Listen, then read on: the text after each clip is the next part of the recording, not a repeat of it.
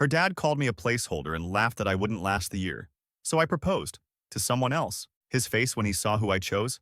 Priceless. Now they both want me back, but I've moved on. I didn't flinch when he laughed. I wish I could say I was stunned or even angry, but when her dad leaned back in that stiff patio chair, looked me dead in the eye, and chuckled like he'd just heard the world's funniest joke, all I felt was numb. A placeholder, he said, tapping the side of his scotch glass. That's what you are, son.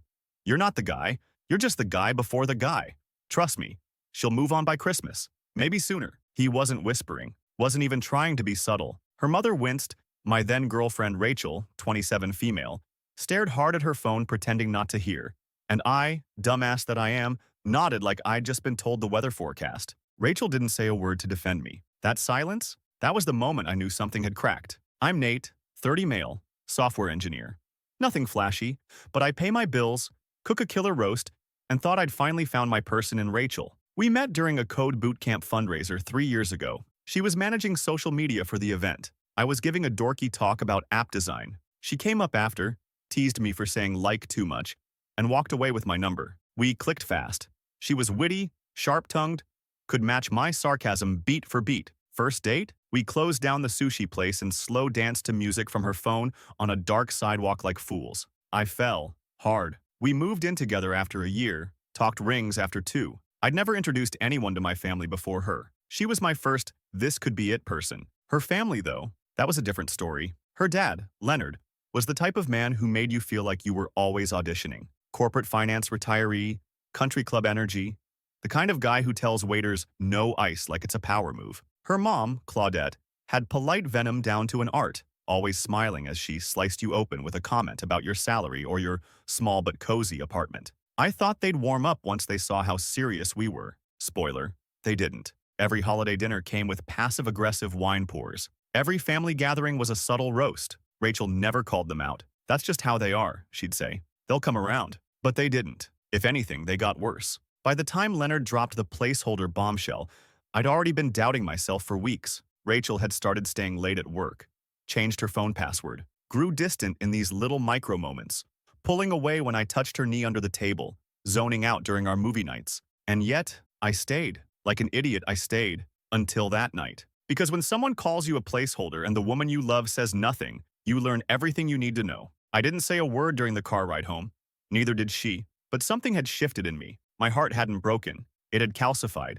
Cold, solid, quiet, and revenge? Yeah, it was already brewing. 3 days later, I started packing. Not my stuff, hers. I didn't do anything dramatic. No screaming, no accusations. Just slowly started clearing space. I boxed up her books, her makeup bag that somehow migrated into every bathroom drawer, even that ridiculous gold-framed quote print that said, "Love is louder." The irony made me laugh for a full minute. I stacked the boxes in the hall closet and waited. Rachel noticed on the 4th day. She walked in from work, heels clicking, sunglasses still perched on her head like a crown. "Are we moving?" "Nope," I said, not looking up from my laptop. She stood there. "So why are my things in boxes?" I closed the laptop. "Thought I'd make some room, just in case you need it when you go." It took her a second. Then her mouth curled, amused. "Is this about my dad?" "Nate, come on. He was drunk. He talks crap. You know that." "Yeah," I said, my voice level. "He called me a placeholder.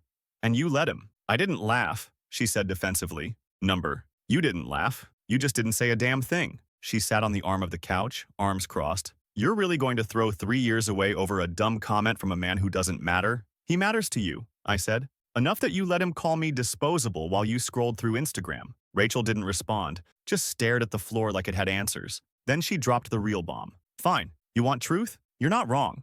My dad's a jerk, but he's not completely wrong either." I blinked. "What does that mean?" She stood up then, and I swear to God she looked sad but not guilty. "You've always felt like the safe option, the nice guy. But sometimes I wonder if I settled. If this," she gestured around our apartment, "is just what I convinced myself love should look like." Something inside me cracked. "So I was your what? Your emotional pit stop?" She winced. "That's not fair." "What would be fair, Rachel? Me proposing while you're still deciding if I'm a downgrade from your ex?" The silence between us buzzed like a live wire. And she still didn't ask me to stay. Still didn't fight for me. That was the night I decided I wouldn't just leave. I'd flip the script. You want to see what a placeholder does when he stops playing safe? Because revenge doesn't have to be loud. It doesn't need fireworks. Sometimes it starts with a ring and a name you never saw coming. And Rachel? She was about to find out that you don't get to discard people without consequences. The first time I met Jess, I was bleeding from my forehead. It was 2 years ago.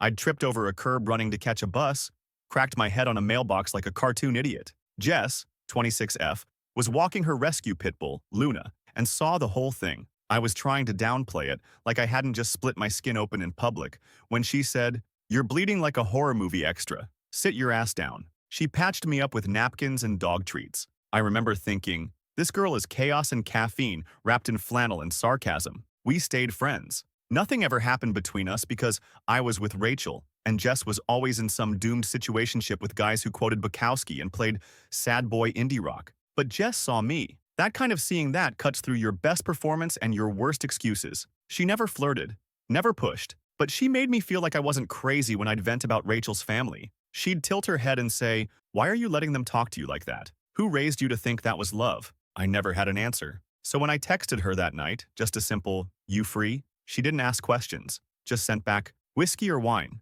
We met at her apartment. Small, cluttered, warm. The opposite of Rachel's curated, Pinterest-perfect gallery. I told her everything. Leonard's comment. Rachel's safe option monologue. The boxes. She didn't gasp. Didn't say, "You deserve better." She just refilled my glass and said, "Okay, so what now?" That was the moment I knew. I looked at her across the couch. Her messy bun sagging sideways. Her eyeliner smudged. Wearing one sock and a threadbare hoodie. And I felt more clarity than I had in a year. "Jess," I said, "marry me." She blinked. "Nate, I just poured whiskey in a coffee mug that says, 'World's okayest plant mom.' You cannot propose to me." "I'm serious," I said. "Let's get fake married. For a week. 2. Just long enough for the news to spread. Just long enough for Leonard to choke on his own smugness." She squinted at me. "Are you proposing spitefully?" "Yup." A long pause. Then she leaned back and grinned. "I'm in." We had no plan. Just chaos, sarcasm, and shared trauma. But by the next morning, we had matching gold bands from a thrift store, a Facebook announcement, and a photoshopped engagement pic so dramatic it belonged on a soap opera. Rachel's best friend liked it within 6 minutes. Her cousin commented, "Wow, didn't see this coming, but you two are adorable." Leonard saw it. I know because he viewed my LinkedIn the next morning. Twice. I told Jess we didn't have to keep it up long.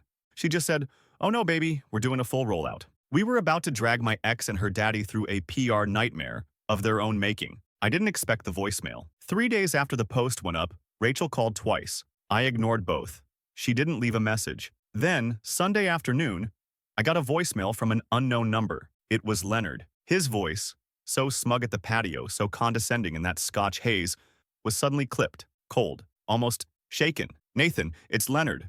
Rachel told me about your little announcement. I'm not sure what stunt you think you're pulling, but this feels childish. We had our differences, yes, but I thought you were a man of some principle. This is disappointing." Disappointing. From the man who laughed in my face and called me a placeholder like I wasn't sitting 6 feet away. Jess was in the kitchen when I played it back. She froze mid-spoonful of peanut butter and said, "He really called you Nathan? Oh, we're about to have some fun." We ramped it up. Couple selfies at the farmer's market. Her holding my hand with this dreamy look I swear she practiced. Me lifting Luna into my truck bed while Jess laughed in the background. We weren't just fake engaged. We were thriving. And then it happened. Rachel texted me. "Can we talk? Just us?" That was the moment I knew the fantasy was cracking. The image she'd crafted, the one where she dumped her safe boyfriend and kept her social capital, was slipping. She hadn't expected me to move on.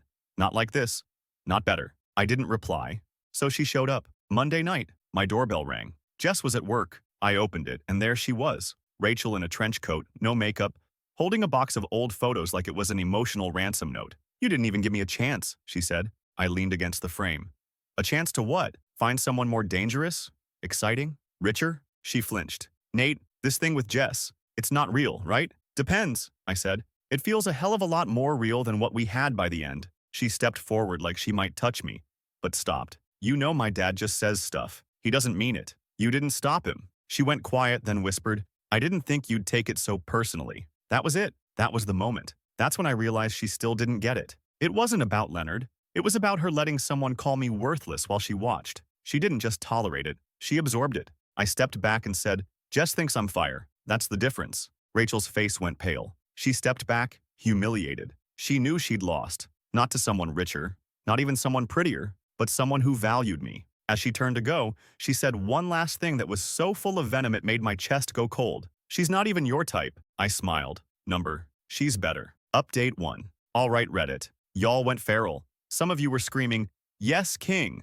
Others told me to marry Jess for real. And a few of you said I should have burned Rachel's life to the ground. Tempting, not gonna lie. One comment stuck with me. She didn't just lose you. She lost the version of herself who looked good next to you. DAMN bars. So here's the update. I ran into Leonard in public with Jess, and oh my god, his face. You want part 5? Shh, it's about to get wild. We didn't plan to run into him. We were at this outdoor jazz festival downtown. Jess loves live music. She'd pulled me out of my cave with promises of tacos and good people watching. It was warm. She was wearing this red dress that made my brain glitch every time she smiled. And I swear, just for a moment, I forgot the whole thing was supposed to be pretend. Until I saw him. Leonard. Polo shirt, khakis, holding 2 craft beers like he was someone's favorite dad instead of a walking ego trip. He was with some guy I didn't recognize. Probably another country club clone. Jess spotted him first. 12 o'clock.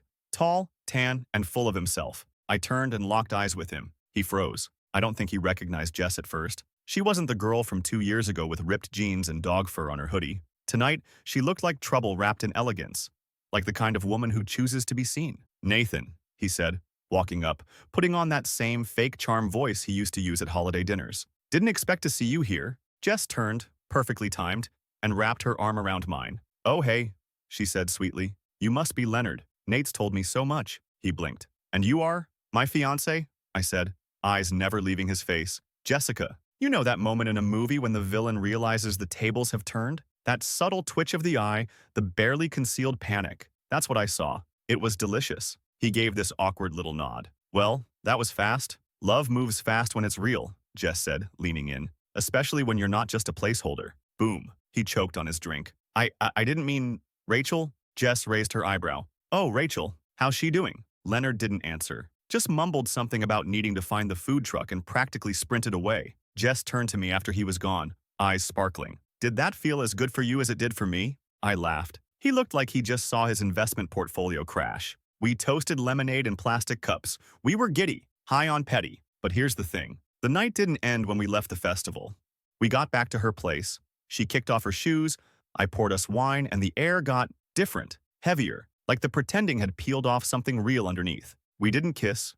Not yet. But we sat there, knees touching, her head on my shoulder. And I knew. This wasn't just revenge anymore. It was something else. Something dangerous. I should have known Rachel wouldn't go down quiet. She'd been humiliated. Publicly. Her ex didn't just move on. He traded up. And worse, people noticed.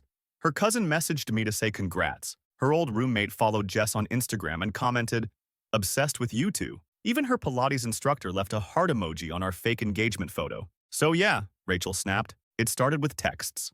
First friendly, then passive-aggressive, then outright unhinged." Rachel. "So this is who you really are? Revenge and attention?" Rachel. "Does Jess know you cried when your cat died?" Rachel. "I talked to your sister. She said Jess has a history." I blocked her. Next came the emails. Multiple, long, rambling. She accused me of using her, of manipulating Jess, of weaponizing optics, which I think she got from some TED Talk. Then came the visit. I got home one night to find Jess sitting on my front steps.